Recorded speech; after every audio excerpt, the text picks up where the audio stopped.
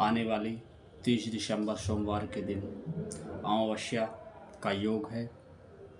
यह सोमवती अमावस्या है। यह तिथि अत्यंत ही दुर्लभ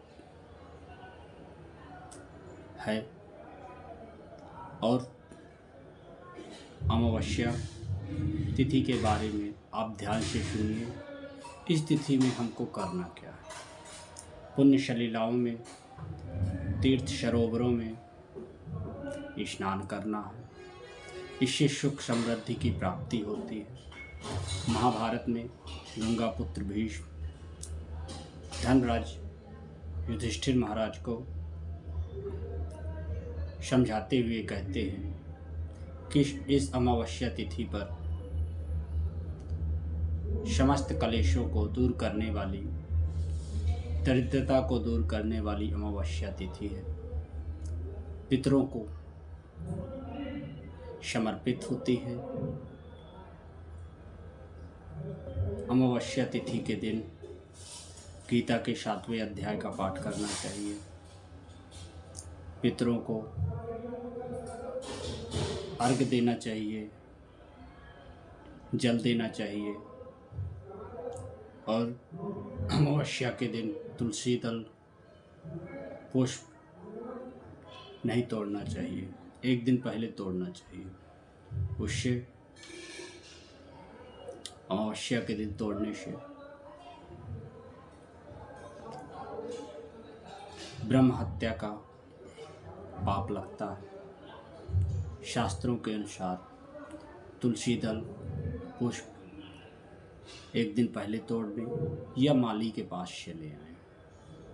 इस प्रकार से पितरों को जल देने के बाद जल को पीपल के वृक्ष की जड़ों में समर्पित कर दें, अर्पण कर दें और शयन काल में पीपल के वृक्ष में सरसों का तेल का दीपक जलाएं। प्रत्येक शनिवार को सरसों का दीपक जलाएं, 1 लोटा जल अर्पण करें, शनि चालीसा का पाठ करें, हनुमान चालीसा का पाठ करें। इससे सुख शांति समृद्धि की प्राप्ति होती है। अमावस्या तिथि की प्रचलित अनेक परंपराएं से संबंधित अनेक कथाएं हैं। कथा को आप विधि पूर्वक सुनिए। एक गरीब ब्राह्मण था। उस ब्राह्मण के घर में एक पुत्री थी। धीरे धीरे पुत्री बड़ी हो गई। बड़ी होने के बाद एक दिन उनके घर साधु का आगमन हुआ।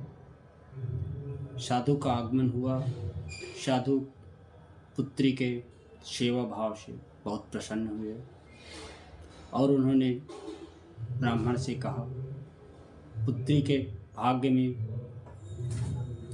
विवाह की रेखा नहीं है। इस प्रकार से साधु ने जब बताया, तभी ब्राह्मण ने पूछा, हे महात्मा, इसका कोई उपाय बताइए। तभी साधु जी ने उपाय बताया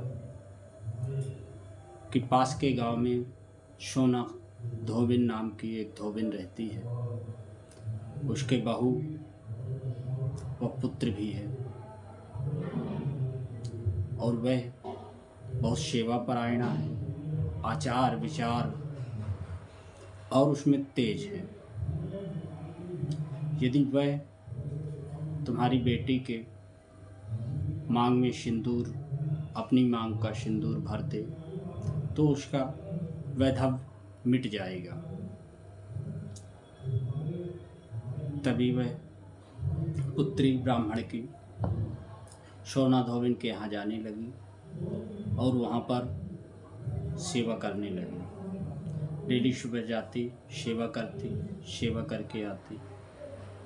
इस प्रकार से एक दिन धोबिन ने देखा, पूछा, इतनी सुबह सुबह इस चाकरी करने क्यों आती हो पुत्री? पुत्री ने बताया कि एक साधु आए थे, उन्होंने यह सब सारा विधान बताया और पुत्री ने भी सभी वृतांत को सुनाया धोबिन को। तभी धोबिन अमावस्या के दिन उपवास था, ब्राह्मण के यहाँ गई। जाने के बाद ब्राह्मण के यहाँ से आई जब, तब उसने पीपल के वृक्ष में ईंटों से परिक्रमा की, भावरी लगाई ईंटों की और 108 परिक्रमा की। इस प्रकार से मांग में सिंदूर भरने के बाद उसके पति अचेत अवस्था में थे। वह कंपन होने लगे और स्वस्थ हो गए। जब धोबिन के पति स्वस्थ हो गए तो उसके घर में सुख शांति ऐश्वर्य की प्राप्ति हुई। इस प्रकार से ब्राह्मण पुत्री का वैधव्य मिट गया। जय श्री राम, जय श्री सीताराम। आप अमावस्या की कथा जरूर सुनिए। 30 दिसंबर को अमावस्या तिथि है, सोमवती अमावस्या 2025 के अंतिम दिनों में कथा का श्रवण जरूर करें।